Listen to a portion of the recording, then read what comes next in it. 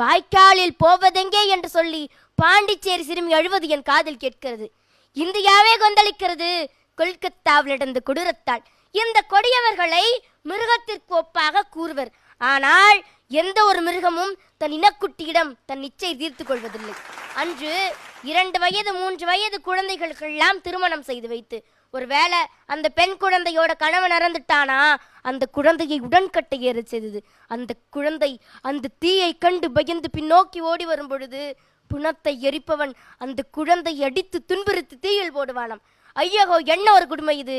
அன்று உடன்கட்டை ஏற்று உயிருடன் சிதைக்கப்பட்டார்கள், இன்று உயிருள்ளவரை சிதைக்கப்படுகிறார்கள் பெண்கள். பெண்ணே, பொறுத்தது போதும், பொங்கி எழு. இல்லை என்றால் இனி பிறக்கும் பெண் சிசுவெல்லாம் கதறி கதறி கேட்கும் கள்ளிப்பால் கொடி என்று. தெருவெல்லாம் சாராயம், இணையத்தில் ஆபாசம், பெண்களின் சதையை வைத்தே சகலமும் வியாபாரம், போஷாக்குடன் போதைப்பொருள் வியாபாரம். இவற்றை தடை செய்தாலே பாதி குற்றங்கள் குறைந்துவிடும். இக்குற்றவாளிகளுக்கு கடுமையான தண்டனைகள் வழங்க வேண்டும். அதை பார்க்கும் ஒவ்வொரு ஆணுக்கும் பெண்களை தவறாக பார்க்கும் எண்ணமே வரக்கூடாது. இது மட்டும் தீர்வாகாது. பெண்களுக்கு உடை கட்டுப்பாடும் கலாச்சார கல்வியும் வீட்டிலேயே வழங்கப்பட வேண்டும். பாடத்திட்டத்தில் பாலியல் கல்வி என்பதாக சுருக்காமல் பாலியல் நீதி கல்வியாக கற்பிக்க வேண்டும். இக்குற்றம் பெரிதும் நடக்க காரணம் ஒரு ஆண் பிள்ளையை சரியாக வளர்க்காத பெற்றோரும் சமூகமும் தான்.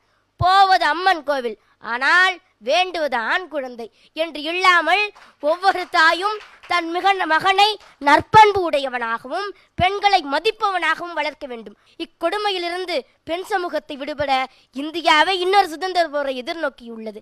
இந்த நிமிடத்திலிருந்து ஆண் பிள்ளையை பெற்ற ஒவ்வொரு தாயும் உறுதியேற்க வேண்டும், என் பிள்ளையை நான் சரியாக வளர்ப்பேன் என்று. வரும் தலைமுறையிலாவது பெண்களை நிம்மதியாகவும் பாதுகாப்பாகவும் வாழ வழி